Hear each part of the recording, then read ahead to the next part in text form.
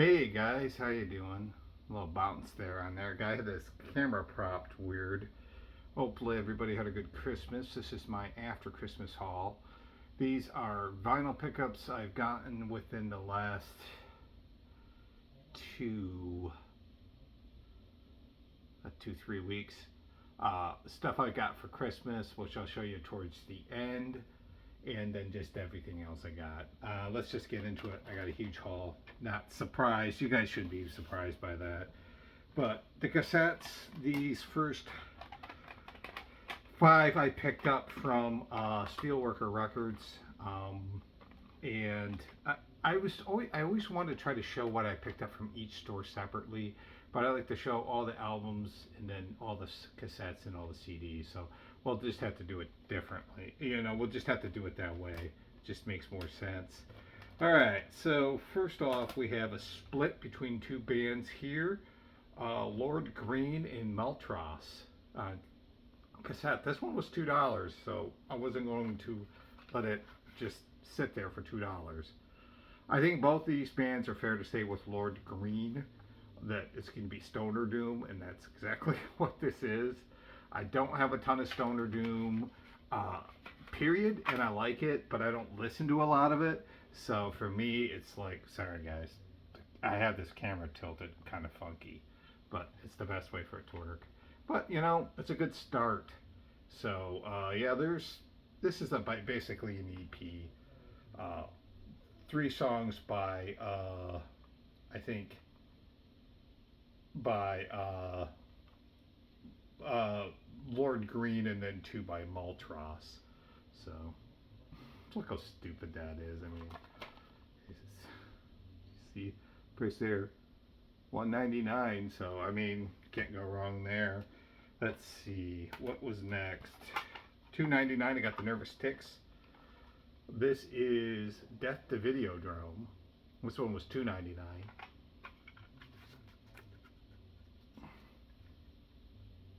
Very, very low budget. I love like these kind of cassettes. They're awesome. This is yeah, this one was $2.99. This is kind of interesting because this is kind of like kind of garage punk, but done very minimally, very noisy. Uh, Sort of a, I don't know, like fusing blues punk with it too. So, like if Laughing Hyenas met the Oblivions, you might get the Nervous Ticks. I want to say I think this band is from Virginia, but don't quote me on it. If anybody knows where the Nervous Ticks are from, let me know. I mean, they had a song on here called Count Grinchnock. On the B side, you could see that Count Grinchnock, and I was like, that's fucking, Barbara Kearney's from Mayhem, or from Burzum. I had to fucking thinking this was going to be black metal. It is not, but very noisy blues, garage punk, done very, very well in my opinion. Very good. Let's see what is next. And this one was $4, and I have no clue. Couldn't find out anything about this band. This is Cadavern, the demo.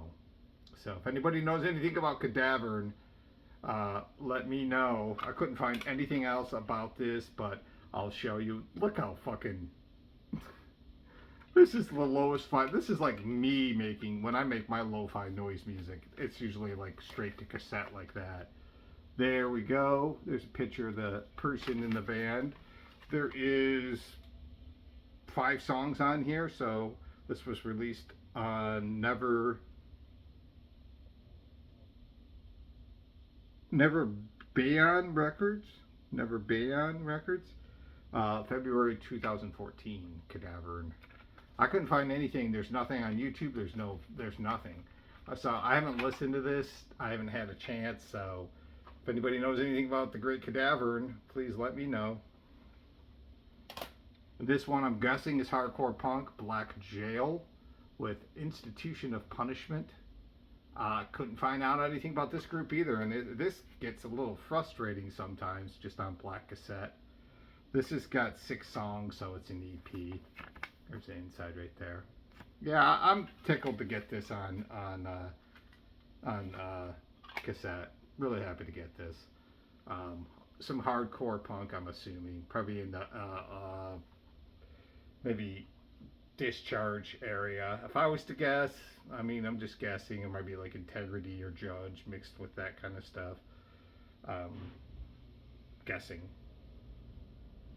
I don't really like the way this camera's placed, so I'm gonna have to put this thing down right now. My apologies. It's just too fucking like, I feel like it was wilting too much, and I'm not gonna reshoot this video. I am gonna move this over here a little bit. There we go. All right, CDs. No, one more cassette. This one was $7, and once again, Steelworkers. Demonic Hordes with Night for the Invocation. Demonic Hordes on Perverse Homage label. Once again, we're talking lowest of the low here. Probably in the next, I'll say real quick, the next 10 minutes, 15 minutes, I gotta go check on some food. Unfortunately, I'm putting my leftovers from Christmas dinner in the oven and shooting this at the same time, so I'm gonna have to go check on that in a little bit and just make sure everything's good. But so there might be a slight pause tonight. So Mexican black metal, and it's pretty good from what I heard. The one track I was able to get a hold of. Yeah, I like some Mexican metal, you know. I like the Brujeria. I mean, that was probably like the first, you know, and then there's what was that one band called? Shit, it's gone now. Devourment. I think there's a Mexican death metal band called Devourment that I liked a lot. So, this was a no-brainer, you know. Did I know it was Mexican death metal? No, I had no clue. But, yeah. One more cassette, and this is a box set. This one was $4. I just decided to show it separate. This is Sleeping Beauty by Andre Previn, and this is the London Symphony Orchestra. Dun dun dun. Nice box set right here of cassette. I only have 2 cassette box. This is my second cassette box set. Very nice.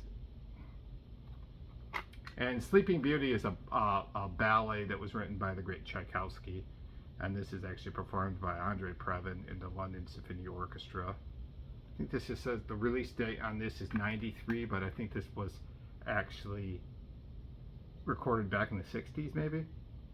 So, same thing with the other one. I'm not going to bore you with it. You can see it there. I'll show you the booklet real quick. Once again, like I said, this one was $4. You can't go wrong with that for $4. Really nice pictures in here. Pretty cool. Oh well. Look at that. Look at that. Whoa. Fairy people of the world. Check that shit out, huh? Yeah. Andre Previn is a very interesting composer, conductor, arranger. He's done everything from film scores to straight out classical to jazz. His jazz stuff is really good too. So yeah, I'm not surprised that he dipped his fingers in this as well. So very cool to have. Back of that. Yeah, the only other box cassette I have is. Our box set on cassette is I want to get the Bruce Springsteen Live 75 to 85. I've seen that on cassette. That I have that on CD, the CD set, but I don't have the cassette. The only other one I have is the Lou Reed box set, which is awesome to have. But it's only like a two tape set, so similar to this. So, all right, let's get into the CDs. 4 CDs here. The first one I'll show you was $5. I picked this up at Steelworkers. Love and Rockets, Earth, Sun, Moon. I had heard No New Tale to Tell like when I was driving up to Tampa one day, and I just saw the song was spinning in my head, and I was like, well, fuck it. I saw that sitting for $5. I like Love and Rockets, very good follow-up kind of group from Tones on Tails and from Bauhaus. Of course, David J. and Daniel Ash, I think were both projects or then formed this more psychedelic um, college rock from the 80s. I quite like Love and Rockets. They're really, really good. Even the big hit Love So Alive is fucking awesome. That song is great. But yeah, this has got yeah, No New Tale to Tell. Lazy's a good song. Waiting for the Flood. Everybody Wants to Go to Heaven's a good track on here. Good stuff. You know, definitely different from the Bauhaus stuff. Uh,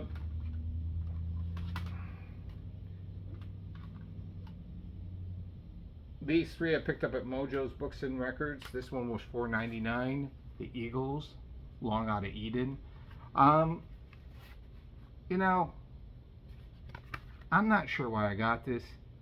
It's weird when I go in the stores, I suddenly get in the mood for a certain artist, and I was just thinking about that Hell Freezes Over album by the Eagles. So I'm like, I wonder if they got anything else by the Eagles in here, like the newer Eagles, like specifically this album. And they had it in the CDs for, you know, $5 for a 2 CD set. Really, really nice to have. See if I can get that. Like I said, I gotta go check on my food in a little bit here, so I'm gonna have to pause this. So don't hate me. There's the booklet. So this just comes with what? I'm gonna be gypped if I only got one CD. Nope, both CDs are in here. Separated. It's just weird how this is packaged. This was the follow-up to Hell Freezes Over. I am really not familiar with this album at all. From the tracks I heard, it's pretty fucking mellow. I think the big song on here was called, what was that song called? I Don't Want to Hear Anymore, which was written and sung by Timothy B. Schmidt, or at least sung by Timothy B. Schmidt. So, I'm kind of curious to hear this. I think it's going to probably be pretty mellow, but I'm hoping there's still some rock in here. Gone is Don Felder and Randy Meisner. I think it's Joe Walsh, Timothy B. Schmidt, Glenn Fry, and Don Henley. So I think they were fucking feuding with Don Felder at this time. So I'm kind of curious to hear that. Gainsborough, Love on the Beat. Yeah, this is some excellent shit for $5.99. Serge Gainsborough. I've been looking for this CD without knowing I've been looking for this for a while. Definitely fucking. I don't know if his name's Gainsbourg or Gainsborough or whatever, Serge Gainsborough, but French pop writer. He has a song on here called Lemon Incest that he sings with his daughter, and the video is very fucking provocative. You know, it's almost like fucking incestual. It's ridiculous. And if you know anything about Serge Gainsborough, he definitely was like a fucking rebel, for sure. The music itself, kind of synthy, new wave synth stuff, maybe a little bit of dance, but thrown in with some ridiculous French pop vocals. And you have a winner for $6. Super tickled to get this. Lemon Incest, the song alone is, go check that song out if you've not heard it. It's hilarious. And then this one, once again, I was in the mood for some Van Halen, and I don't know where that comes from. And it's just like, I'm looking through a store, I'm like, I wonder if they got any Van Halen. Different Kind of Truth. And I've been looking for this on CD. I have a lot of their stuff on CD. I have nothing by them on vinyl, which I sort of want a few, but not all of them. To get them on CD, I'm fine with. This is the last album they made with their original band. I believe Michael Anthony's in this, Alex Van Halen, David Lee Roth, and Eddie. And I love this record, and I think these songs were previous recorded material or previously written material, maybe. So it wasn't like new songs, I don't think, but it was new recorded material. And man, this thing got like, either you loved it or you hated it. And I remember getting a burned copy of this, and I fucking loved it. I was so happy just to get new Van Halen, you know, out there. Is Tattoo ridiculous? Yes, it's fucking ridiculous. But so I mean, I don't care. I like Stay Frosty. That song is really cheesy. You and Your Blues is a cool track. Stay Frosty's like the almost like a follow up to God damn it, what's that fucking song? Ice Cream Man. I should know that right off the bat. But yeah, I kind of like this record by Van Halen. I'm actually looking for that Van Halen 3, maybe the one with Gary Sharon on vocals. I want to get that too as well. But I'm not a like a fair weathered fan of Van Halen. I like all of it. Like the Hagar stuff. I like this. I like all of it. One of the great rock bands from American history. The history of American rock and roll, and Van Halen's definitely in the conversation as one of the all-time greats, I would say. All right, so let's get to the albums. I'm just going to show you what I picked up from Mojo's Books and Records, and then I'm going to show you what I picked up from Steelworkers too. Now, at the end, I have a Mojo's record, but I kind of want to show that towards the end because that's one of the more higher-end records I have. So we'll just go ahead and get into what I got from Steelworkers, or not Steelworkers, from Mojo's, and then Mojo's Steelworkers combined. This is Eddie Money. So the very first record by Eddie Money. So why did I buy this? Am I an Eddie Money fan? I am an Eddie Money fan. I do like some of his songs. His vocals are great. I don't always like the background music on it, and in the 80s, it got a little too synth heavy for me, especially after Take Me Home Tonight. Well, Take Me Home Tonight too, but I love that song when it came out. A friend of mine, Scott, posted this album online, and I was super curious. I said, is this good? And he goes, yeah, it's a really good album. This has Two Tickets to Paradise and the great Baby Hold On. But this has also got some good tracks on here. What is that? You're Gonna Want to Be a Rock and Roll Star is a good song on here. And so is Jealousies. Really, really good rock tracks on here. He does a version of Smokey Robinson's "You've Got a Hold on Me." But yeah, I'm gonna start buying Eddie Money's records when I can get them cheap. I do like them, you know. I know that he's kind of, for a lot of people, like not a big deal or whatever. But my channel, like I said, I've been thinking about this a lot. On my channel, I'm gonna show everything. I don't give a fuck, you know. Stuff that most people won't show, I'm gonna show. I don't really care. Felix Slotkin. I love the name Felix Slotkin. The fantastic strings of Felix Slotkin with many splendid themes. Kind of light jazz, easy listening classical mixed with light jazz. I love this shit from the 60s. I saw this for $3. I was going to say I had to take it with me. No, wait, am I going to let this go? He does Love is a Many Splendid Thing on here. Mr. Lucky Gigi. Bonanza. Golden Earrings. So, theme from Summer Place. Yeah, it's like Percy Faith. It's like that kind of style of stuff. Billy Vaughn. Any of that stuff. You know, even Andre Previn, I think, would be in here. But I didn't really... I heard the name Slatkin before, Felix Slatkin, but I didn't really know anything by him. And I do have a little bit of a collection of this sort of easy listening, sort of classical pop jazz stuff, like Hugo Montenegro and stuff. I love it. I fucking love it. So I just love the name Slatkin. I feel like suffering succotash, you know. This one I don't know anything about, but it's Ambrose. Plays tribute to Cole Porter. Tribute to Cole Porter. This one was $1.99 off the Acts of Clubs Treasury series.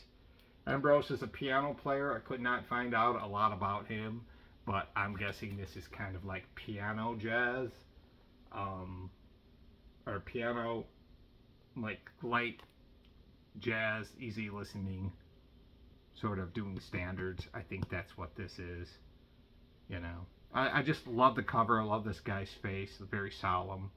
That alone was worth getting it because there's an intensity to those eyes. Look at this motherfucking guy. He's like Peter Lorre from M. I must get the children.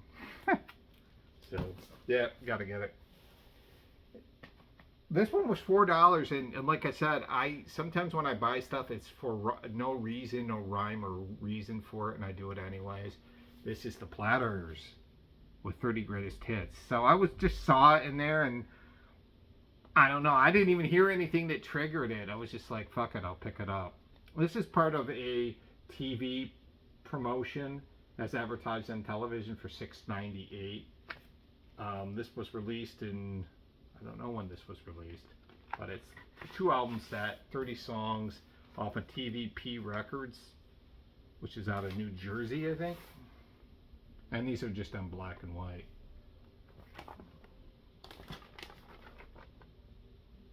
So love the Platters, you know. I mean, I was just going through these songs the other day ago, looking at the back of this, and it's just like fucking crazy how many big hits they had. Harbor Lights, The Great Pretender, Smoke Gets in Your Eyes. God damn, what else? My Prayer. I mean, jeez, oh Pete's. Twilight Time. I mean, big hits. Big hits. And fucking Tony Williams, the singer of I think it's Tony Williams. Or am I thinking of the Drifters? No, I think it's the Platters, Tony Williams. This dude, man, could fucking flat out sing. I would consider this more like pop soul than doo-wop. Although I guess you could call it doo-wop if you wanted to. I don't know. I'm not going to tell you you're wrong. Connie Francis, country music. Here's the red bag that it came in. Like, you guys need to see that. Country music, country style. Country music, Connie style. Look at that, man. And she's working those fucking blue jeans. So Connie Francis is another artist that's sort of been on my mind lately of sorts. I don't know why. I think I heard something on Underground. I heard something on Underground Garage, some song by her, and I was like, well, that's pretty good. So this is her doing country music. Like, oh, lonesome me, I fall to pieces. He thinks I still care. I'm moving on. Heartaches by the number. Can't stop loving you. All these great country songs she's doing Connie style. So this is on the MGM label. I just couldn't resist. This is like $1 record. I spent $4 on it, maybe more than I should have, but I love this old shit. I love like Peggy Lee and all these artists. I showed a video where I had some Patti Page, and I like all that kind of stuff. All right. Well, I'm going to stop real quick before we get into the big haul. Most of these, except for one record, 2 records I got from Steelworker Records. I'm going to kind of go through those fast, but I got to pause this real quick. I'll be back in just 2 minutes. Hi, I'm back. Like a bad sequel. It's funny when you talk about real time, like, you guys didn't even know I left, but I was out there for a few minutes and trying to tend to my burnt ham and my lasagna that I made. But, you know, whatever. Let's get into the Steelworker haul. Crap. I forgot to get the album I need. Well, I might have to pause it again down the road. Alright, these were albums I picked up from Steelworker Records. The first handful are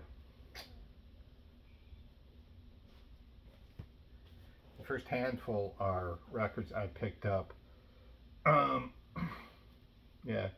records I picked up from Steelworkers that were $1. So let's get into them. I do got some records I want to show you too that I picked up from Jerk Dog. If we can get through these fast, I should be able to do it. Anton Bruckner. This is Requiem in D minor. Bruckner, kind of known, I think, kind of known for his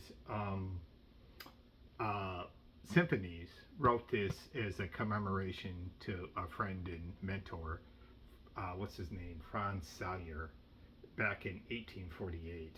So I'm hoping it's some dark ass shit. Requiems usually are pretty brutal on None Such. It's brutal, but it's classical. It's brutal. It's brutal, classical. I wish there was more classical on in the VC. I feel like this is such a maligned, like fucking, like, you know, genre style and stuff. It kind of pisses me off. I don't see as much as I'd like to, but you know, whatever. So Anton Bruckner, Requiem in D minor. I don't know this piece. I have had some Bruckner stuff and I've enjoyed it. This is the virtuoso recorder. That's right, the recorder. It's like a weird instrument played in like trios, I think mostly. And this one is played by Philip Pickett. He also has Anthony Pleef. I love these names that make you want to spit when you say them. And David Roblo. David Roblo is playing harpsichord, and David Pleef. I try to say that without spitting. Playing violin, cello. So they're doing some different pieces on here. This is also on None Such. These are sonatas by Vivaldi, Marcello, and Corelli, who is great on the None Such label. Look at that purple label, None Such. I'm not going to pull it out completely, but yeah, more classical goodness here. That recorder thing is just fucking bizarre sounding. It's really weird how it fits into the classical realm of things. But yeah, and Philip Pickett, I believe he was studying trumpet. I think that was his music choice of instrument, of choice, but had changed his. Well, I mean, he played whatever else too. But yeah, pretty cool cover. I like it. Last classical one for you guys. You won't have to. Well, I got one coming up, but that's not right away. This is what's this? Musica Antwerp Colon. Pieces by Placabel, his canon, and John Sebastian Bach, Handel, and Vivaldi. Pieces by all those by Reinhard Goebel, and the piece Musical Antwerp Colon. And you have all these doofuses on here, and there is Mr. Reinhard Goebel right there, the violinist. These must be his accompanying players. This is digitally recorded on the Archive label, and this is a great label down here for classical music. If you want to hear beautiful sounding classical music, look no further than this, my friends. On the great Archive label, I've had stuff on Archive. I've had no complaints about it. Of course, Placabel's canon is used in many weddings. Beautiful piece of music. You would know it if you've heard it. That's definitely a wedding song. Handel's Sonata, I'm not really familiar with that. But, there's the Vivaldi's on here too with another sonata. So, sonatas are pretty. So, there's a nice booklet in here with. This is a kind of a nice little music. This one was $1. It's worth it for me. I have this, but I picked it up. The Double Live Ted Nugent, Great Gonzos. Fucking great album by Ted Nugent. I love this album. I already have this, but I picked up another copy because A, I can either sell it, or B, I can upgrade it. Anytime I see Uncle Ted for $1.50 or whatever, I'm gonna snag that shit. On the Epic label, one of the great 70s live hard rock albums that had come out, or rock albums that come out in the 70s. He covers like Stranglehold and fucking Cat Scratch Fever and Wang Tang, Sweet Poontang, all those great songs, but his cover of Great White Buffalo on here is fucking worth the price of admission alone. It's so good. Or worth the price of buying this record, maybe. It's so fucking good. So, yeah, I love this record. I love Ted Nugent, and I know a lot of people, it's divided, and I don't care about his personality. I've said it before, I just like his fucking music. This one, not considered one of their best records, but definitely one of their moodier records. The Great Call, The Call with Into the Woods.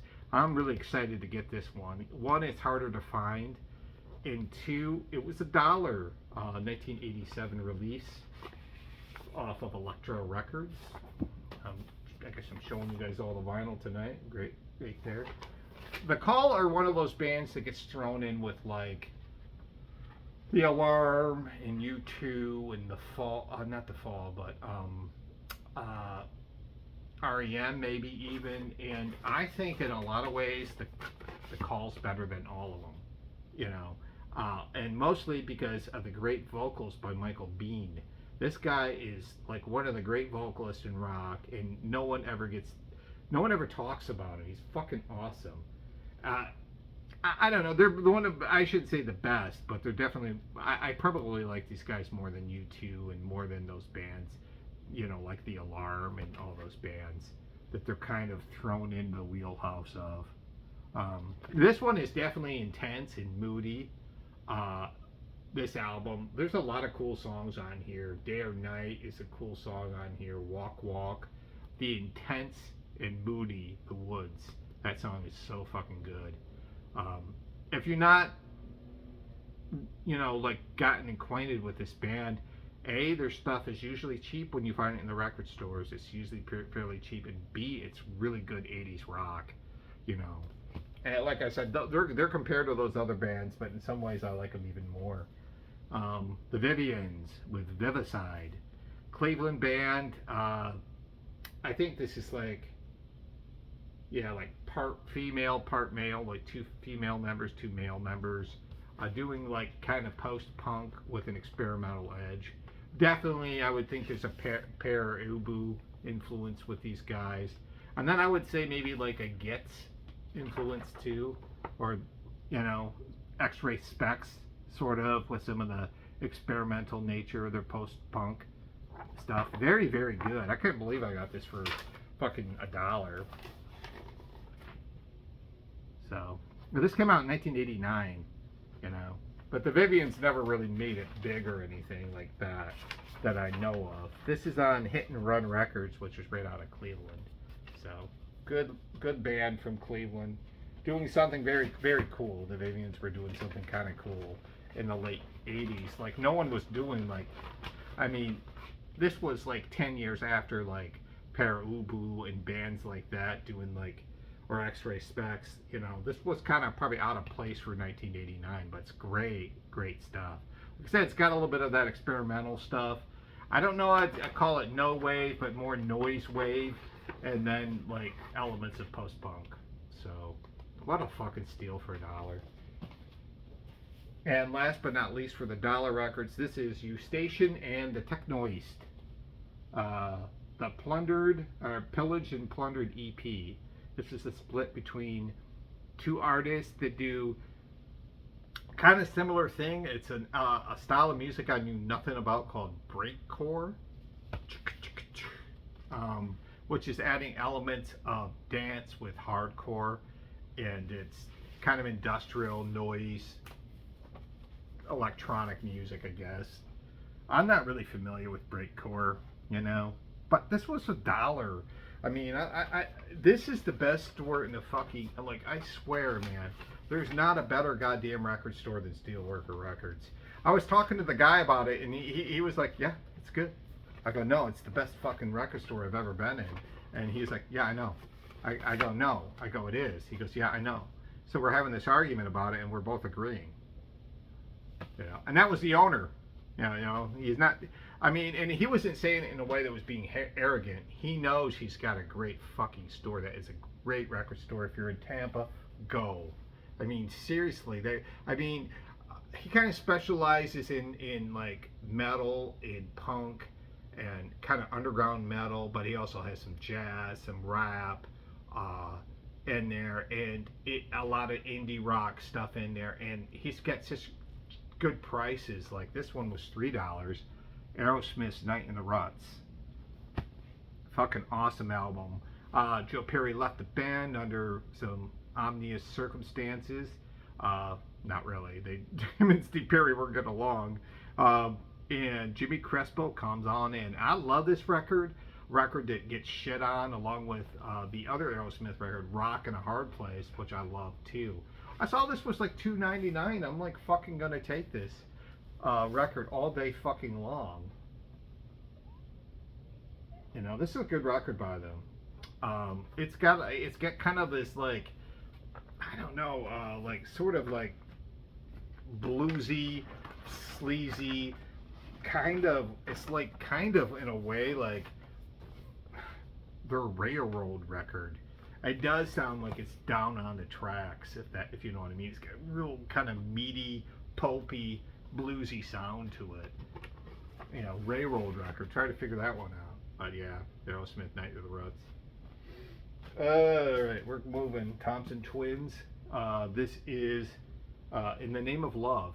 This is a real nice pickup. This one was $4. I was fucking tickled to get this for $4. 1981 release off Arista, or 81. This basically has 11 tracks on it, and there are, I think, 3 tracks from the very first Thompson Twin albums, and or 8 tracks from that, and then 3 from the second one that were released in England, and then this was released as their first American album, proper American album. This is as early as it gets, and this is not the Thompson Twins. This is the Thompson Group. Look at all this. Their early stuff is really, really, really interesting. I really kind of almost like it as much as their like sort of abstract kind of art rock that they went down for a little bit, starting on Into the Gap, and then definitely on Here's to Future Days. But this is way more minimal, way more synthy and dancey even. It's really fucking good music. If you like new wave. I love the song in here, Living in Europe. In the Name of Love is great on here. That's a great song on here. So look at the Thompson Group. Not the Twins. Look at, can't be the Twins with that many fucking members. It was already confusing enough when they called themselves the Twins and there was 3 members. Bella Bartok? Nope. Which one is it? Yes, the Wooden Prince. I just thought this was so interesting that Bartok actually wrote a fucking ballet. I'm like, what the fuck was he thinking? One of the great, with him and Stravinsky, probably great 20th century composers, have the fucking nothing inside of here. Look how dumb that looks. I don't know. I just got excited because I don't see Bartok doing a fucking opera on the Bartok label right there. I'm not doing an opera, doing a fucking ballet. I was like, what the hell is going on here? I was definitely, maybe the Sleeping Beauty got me in the mood for it. Or no, I bought this before I bought Sleeping Beauty, so I was thinking ballets all the way with Bartok. But yeah, fuck it, I don't care. Yeah, classical music. So I just think this is such an interesting cover on the back too. It's with the New Symphony Orchestra of London with Walter Susskind as conducting. I'm not sure what era, what year that came out. This one was a steal for fucking $4. Even though it's got beat up, the owner was like, "Yeah, I swear it plays. It plays." I'm like, "Well, I'll take a chance on it for $4." The Virgin Prunes with I Had Too Much to Drink Last Night. I Had Too Much to Dream Last Night. I think it's the name of the album. No, just self-titled. My bad. With the hit, I Had Too Much to Dream Last Night. One of the great fuzzy, psychedelic garage rock bands from the 60s. I've been like, I guess on Reprise. I've been sort of, I guess I didn't know that was, well, whatever. I didn't know that this band was so influential at first, and then this band's been referenced to death now as being one of the more important bands and more beloved bands of the 60s. That's not, like the basic ones like the Beatles and Stones and Kinks and all that. But this band has a huge, like, sort of cult following. And I, had something by them back in the day, and I didn't think much about it. And now it's just like, it's so worth picking up for $4 to take a chance on it. There's scratches on this. It's not in great shape, but like I said, the owner's like, "Yeah, I swear it plays. I'm like, "Yeah, I got you. I'm sure it does." So, yeah. This is what a stupid name for a group, but I decided to take a chance on it for $5. It's Buckshot with Anchors of the Armless Gods. This is on Old Souls Collective. Grindcore, kind of modern day grindcore. And I was trying to remember where this band was from, but it's grindcore. It's extreme when you see nothing on the other side. And this is just a one-sided vinyl. It's probably more like an EP than anything. But look at this other side, you guys. This is pretty cool. I'll show you that. If you could. Well, I guess you can't really see it, but I decided to take a chance on it. The owner said that this was half-assed grindcore music, and I'm like, okay. Build on my grindcore collection. And no, I don't really know anything about Buckshot, so if anybody knows about Buckshot, not Buck Cherry, but Buckshot, let me know. So, 2009 release. This band I do know about, California band, and this is the second album I bought and as many times as I've won up there in successive trips up to Steelworker Records. This is Black Hole of Calcutta. Yeah, this is some great fucking grindcore here. With some death metal, obviously, forged in there as well. I really dig this band. Super abrasive, politically motivated, wealth dynamic shit, where they're talking about wealth dynamics, capitalism probably, to an extent. Yeah, I thought for sure this band was from Europe, but they're actually from California. Super tickled to get. This is the second album I bought by him. The owner was saying that this was he really liked this group too. So, 2 extreme metal albums or EPs too for fucking $5. I'm definitely gonna take that and hold that as long as I fucking possibly can. So, I'll buy this stuff for cheap. It's worth getting because at some point that'll get priced higher. This is Incredible String Band. I think this is their third album. And this is called The Big Huge. Great British folk group. I love Incredible String Band. There's something about like the vocals and the playing. The great Robin Williamson was in this group. And of course he made some great traditional folk himself. Yeah, this is like traditional folk merged with a little bit of folk rock in there. Really good. Really good. If you've heard the Incredible String Band, you know what I'm talking about. So I don't really see their stuff out in the wild, and when I do, I snag it because it's beautiful music, like a traditional folk merged with a little bit of a folk rock-ish sound, little bit maybe. I'm moving, man. We're moving. This is a really cool pickup. This is Death Factory with Nocturnal Dimension. So this is supposed to be in the electronic noise spectrum of things. I've not heard this. I can't wait to hear it. There's I think 6 songs. This is off Prison Tat label. I love this label. I bought something else off this label and I love the fuck out of it. It was like an experimental group called Hasir Grab that were doing like experimental black metal, and I loved it. This is pressed 34 of 100. They don't press a lot of these. So I love pretty much anything on this Prison Tat label. The owner of the label pretty much passed away, and this was music that he had either made himself or had other acts on his label. And I guess he lived in the Tampa area. So look at that cover. The fucking cover's fucking awesome if you ask me. It's a no-brainer. We're moving fast, guys. This is Jolly Musa Tarara with Souvenir. Subindor.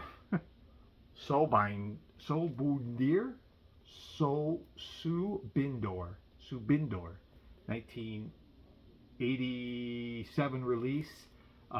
This guy is a from Guinea, Africa. Very traditional, like African folk music. Vocals, guitar, marimba, and that's it. This is on the Island label, which is kind of cool. I love African music. I don't have a ton of it in my collection, but when I can find it for cheap, I get it. There's something very beautiful and very simple about it. And yeah, this one was $7. I couldn't go wrong with that price. So that one was more of a blind stab. Let's see what happens kind of deal. Yeah, we're getting closer, guys, to being done here. We only got a few records left. I gotta check on my food again here in a minute, so I'm gonna have to break again. I really apologize, but this is Blonde Redhead. This one was $23, $24. This is in an expression of the inexpressible. An expression of the inexpressible. 1988 touch and go release. I really kind of like some of the Blonde Redhead I've heard, and now it was time to dip into it. This is like one of their earlier releases. I'm not sure where it falls in their discography. Constantly compared to Sonic Youth, and I think unfairly so. Yes, there's some similarities, but this band's much more subtle and much more like, I don't know. I feel like I see the comparison, but this band to me is much more. There's a sublimity to this band that I think fits it, where they're in this natural kind of groove, where Sonic Youth get more exploratory. And then for that reason, fucking critics will rip on Blonde Redhead and say they're like not a full realized version of Sonic Youth. Well, they're their own fucking thing, and I kind of like what they do as their own sort of like nest. It's like they built this big bird's nest and they live in it. And in that nest is a recording studio and books and whatever else gets them creatively inspired. There's something very insular about this group that I really like. Like they're sharing a secret just amongst themselves, and that secret becomes the music. I don't know. There's something about this band I've always really, really dug. And finally, I'm jumping on board and getting an album by them. I'm taking a total chance. I've only really heard songs, but not whole albums by them. And so, yeah. This one I picked up too. This was up on one of his shelves, display shelves up above. And it was between this and Big Black's More Songs About Fucking. But this pretty much completes the trifecta of what I'm looking for albums by this group. And it's their, I think this is their first album. Is it their first album? Or second album? Fuck, I'm so bad at remembering that. It's in their earlier records. Once again, on Touch and Go. This is Jesus Lizard with Liar. I was super fucking tickled to get this. So I had the Big Black in one hand and I had this in the other, and I go, well, I can't buy them both. Which one do I want? And I decided to get this one because the Big Black one I see more often than I see this one. And this is a record by the Lizard I've only heard maybe once or twice. I'm not very familiar with. I'm way more familiar with Down and Goat. So I'm really fucking tickled to get this on vinyl. One of my favorite bands that, I shouldn't say one of my favorite bands, but one of the bands I really want to dig in. I mean, I know most of their albums, but I gotta say, I'm really only really intimate with one or two of them. And this is gonna kind of cuddle me back into awareness with this great band, the Jesus Lizard. I mean, what else can you say about them, right? I mean, they're fucking wonderful. We're going to stop here because I got to get some more stuff. We're going to be done before an hour tonight, guys. I'll be back in just 1 minute. Guys, we're going to be done before an hour today. For me, that's amazing. Fucking amazing. So, I'm going to show you a few records I picked up in the last week from, the last few weeks from Jerk Dog Records. There's only 3 of them I'm going to show. So, I'm going to show you those real quick, and then I'm going to show you the big 3 presents I got for Christmas. So, number 1 is Dead Can Dance. This is Aeon. Is it Aeon? I know it is. Aeon, by them. 1990 release, I believe, off of the 4AD label. So 4AD has been doing God's work lately with reissuing old fucking acts, old albums on their label. And if you remember, if you're a record collector long enough, you know 4AD shit was never cheap, and Dead Can Dance stuff is definitely not cheap usually. Now these records are going for fucking $21. I'm picking all this 4AD stuff up I didn't have before. That's, like Cocteau Twins and now this. So I'm super fucking happy to have this in my collection. I'm not really familiar with this album as much, but I think they're adding a lot of like Middle Eastern influences into it, and it's got a very expansive sound. I mean, it's nothing outside of the realm of unordinary, but it's very cool nonetheless. Let's see. This one I bought because this is like considered by a lot of people after Labyrinth to be maybe their classic record. This is In the Realm of the Dying Sun by, sorry, I'm going to put it back here, by Dead Can Dance. Another Dead Can Dance record. This one was 21 too. I mean, come on. This has got to have one of the best fucking covers ever. I'm just going to show it up close and I'm going to pull it back. I mean, that's fucking awesome. This was shot, and that shot was done at a cemetery in Paris. Somebody had shot that, and that became the cover of their album. Very ethereal, very intense, very much like, to me, this is like almost like a fucking horror record on the same realm as George Crumb's Black Angels. It is fucking intense in something else. Kantara is beautiful. Persephone is beautiful on here. In the Wake of Adversity is beautiful. This is just a really, really, really cool record by Dead Can Dance. My kind of, and I'll be brief because I want to try to get this done. My kind of romance with Dead Can Dance started with Spirit Chaser, and Into the Labyrinth were the first two albums I had heard. And of course, Spirit Chaser has all that great Native American music on there.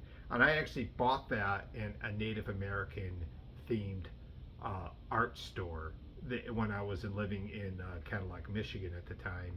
And the CD was going for like $18, but one day I just had some money to burn and I bought this Indian necklace, and I bought the Dead Can Dance, and it was like $45 or some absurd amount of money for me. I'm like, I guess I don't care about money that much. It was a lot of money. Like, maybe now I think about it, but the CD alone was like fucking $18. But I love that record, Spirit Chaser, and still do. It's awesome. This is something I'm not really familiar with. I'm taking a blind stab on it. I'm hoping this is good. This is the band Uniform, and this is American Standard, band from Brooklyn. Harrowing screams over bleak industrial noise, I would say. The vocals by a guy named Michael Burdan, and I swear I think he was in the band Drunk Driver, but I could be wrong. If anybody knows that, let me know who the lead vocalist of Drunk Driver was. Great noise band from the 2010s. So this is out the Sacred Bone label, is it? Yep, Sacred Bones. Good label for sort of like experimental music or whatever, or psychedelic or experimental psychedelic or whatever. So yeah, this is totally taking a chance on it. I heard, this is what it says about it. A journey of visceral discomfort and brutal honesty, a portrait of sickness and the thrilling transcendence and deliverance it can bring, all presented in their signature raw industrial noise, droning droom, and Burdan's unmistakable screams. I guess he wrote this, Michael Burdan wrote this, or Burdan, I don't even know if his first name was Michael. I think it was. Maybe his first name isn't Michael. Somebody could tell me that too. I thought it was. But Burdan wrote this because he was bulimic. And I think this album's about his having to deal with bulimia and what that's been like for him. So, his struggles with bulimia. So, kind of cool to get. Yeah, those are pretty sweet if you ask me. Let's get back to tax here. 3 albums left to show you, and then that's it. So I'm going to be under an hour. You guys, I've never been under an hour. This is Books A Million, and this was bought today for me. I'm fucking tickled to have this. I was looking at some of the albums there. My brother goes, you can get any album you want for $1. He goes, you can get any album you want in here. He goes, any album you want. And there was a lot of good stuff in Books A Million, but this is the one I got because this is the one that was like the most appealing to me that I saw. But I was very close to getting, they had Led Zeppelin 1 in there, and they had Led Zeppelin Houses of the Holy. But I keep holding out thinking I could get Houses of the Holy on used someplace for maybe a decent price. That hasn't happened. That Led Zeppelin 1 I was looking at, Dr. Feelgood by Motley Crue I was looking at in there. But I could only get one. I went with this one because I thought, because the album itself, a lot of the songs on this are from the album, and because the album's going for $50 fucking, I decided to get it. This is Smashing Pumpkins live at the Cabaret Metro, which I remember this show, Chicago 1993. You can see a lot of the live tracks on this on YouTube. It's one of the famous shows they did. The crowd is hot for him that night. Billy's playing along with the audience, kind of being boyish and goofy, and the crowd is just like, man, I swear if the crowd could fuck him, they would. Like, you know, the rowdy ass crowd is always at the Metro in Chicago. This is the back of the band right here. Yeah, I mean, I'm not gonna get Siamese Dream anytime soon. This has got most of the songs, or half the songs on Siamese Dream are on here. Quiet, Today, Geek USA, Disarm, Shrub Rock, Hummer, Silver Fuck, Mayonnaise, Rocket. I mean, most of the songs on Siamese Dream are on here. Plus, there's Rhinoceros, which I love, and I Am One, which I love, and both those are on Gish. So I'm fucking happy to have this. This one was like, yeah, $30 basically. My brother's like, yeah, you can get one record. And it was tough because I really want to complete my Zeppelin collection on vinyl, but you know, this is the closest thing I'm going to get to Siamese Dream till those assholes start lowering the fucking price on it. The record's always $50, always $50. And I had it on vinyl at one point. I'm just keeping it in the bag. I had it on vinyl at one point, and I fucking sold it, and I shouldn't have sold it because my friend James gave it to me, and I was like, okay, cool. And then I sold it at a record show. So the two big Christmas gifts I got besides that Siamese Dream by Smashing Pumpkins, I got this, Tom Petty's Wildflowers. This is the And All the Rest. So I was talking to this girl at work about this album in particular, and this song Wildflowers being one of my favorite songs by him, if not favorite. And yeah, I love this record. It's my favorite record by him from the 90s. It might be my overall favorite record by him. There's something very, I don't know, very enchanting about him being kind of subdued. This is like him doing Neil Young when Neil Young's in the mellow mood. That's kind of like what this is to me. I mean, there's some rock songs on here, like Honey Bee's got a nice blues riff on it. Good to Be King for a Day. It's still kind of mellow, but you know, Crawling Back to You is great. You know, You Don't Know How It Feels is awesome. This is such a great album. You Wreck Me Baby, there's a good rocker on here. Yeah, To Find a Friend is a beautiful song on here. This whole album is good. This has got Beast. This is a triple album, and the rest includes a bunch of songs on here I don't know anything about. Probably songs that didn't make it from Wildflowers. I'm guessing songs that were not released. There was a huge box set of Tom Petty, and I saw a guy buy it. And I'm like, man, $250 fucking dollars. I'll just take this and be happy with it. Now this is the second Tom Petty I have on vinyl. I'm going to start building on my Tom Petty collection. I have Hard Promises, which is a great record. Now I have Wildflowers. And if I was going to have two records by Tom Petty, it would be Wildflowers and fucking Hard Promises. So there we go. Last record, this one was $40. This one I picked up at Mojo's Books and Records, and my brother gave me $400, and he's like, you take two for yourself and two for Brian. You buy Brian's stuff, you buy your stuff. And I was like, you know what? Now is the time to get this. I mean, this record I've seen cheaper. I've seen it for like $28, but I haven't seen it in a while, and who knows when it's going to come up again. But on to complete my Cure collection, I have Disintegration. This one was like $40, which is crazy, but not shocked. It's a double album, you know. Many people consider this to be their best record. I don't think it's their best record, in my opinion. Or I don't care if it's their best record. There's records I like more than this. So I'm not going to just listen to some critic and they're like, it's their best record. You should have this number one on your list. Fucking dildos. No, I have this record in my top 5 for sure, but not number 1. I don't even know if I have a number 1 record by these guys.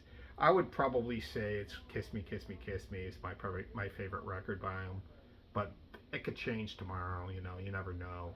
But this was my favorite record by him for a long, long time. And this, of course, has got the big hit on here, Love Song and Fascination Street. But it's got some great songs on here. Plain Song, the keyboards on that are crazy, like futuristic sounding. And that starts off the album. And then, of course, Pictures of You is a great song by him. And that was always one of my favorite songs by them. But Lullaby, of course, is really creepy. And Prayers for Rain is great. Same Deep Water as You is a terrific song. Maybe my favorite song on here, Same Deep Water as You. But I mean, the whole album is good. Disintegration is a great song. The one thing I find prominent on this album are the keyboards. I mean, this sounds like a late 80s record for sure, with a lot of keyboard overkill on this. But it sort of fits this album and the mood of this band perfectly. And I think Robert Smith said this is one of his favorite albums, if not favorite album that he made. You know, you can't go against the creator, that's for sure. That's it. That's all I have. Whew. I'm pooped. 1 minute, 1 hour, guys. That's fucking low for me. Um, I'm probably gonna do a vinyl update in a few weeks. I want to show what DVDs I got and Blu-rays I got in a collection haul at some point in the near future. I want to do that, a DVD haul. So it might be probably a month out when I show my next record pickups, because I'm going this weekend to get some stuff, but it's going to be like holdovers. Like there's going to be, I mean, most of what I'm picking up, I've shown you everything I've gotten recently. So whatever I show next, I'm going to wait and pick up more and pick up more and pick up more, so it's not just a 10-minute video, but it's more like 45 minutes to an hour, because the hour is probably where I'm going to stay at. I personally like watching long fucking videos, and I'm going to make my videos long. I mean, I'm not getting as many views, but that's okay. I don't really care, you know. I'm not compromising on what I'm doing for this. I've decided I'm not making them short so people don't, the attention deficit people who can't watch an hour video. Well, fuck them. And two, I'm not going to show just like whatever everyone else is showing. I'm showing what I bought. It's probably the same as some people, different than other people, but I'm not doing that either. I'm doing this channel my way or the highway, you know, fuck it. Because I'm not going to start doing what everyone else does, because that's not my style anyways. So that's, you know, that's just my rant. All right, you guys, take care, and I'll see you soon.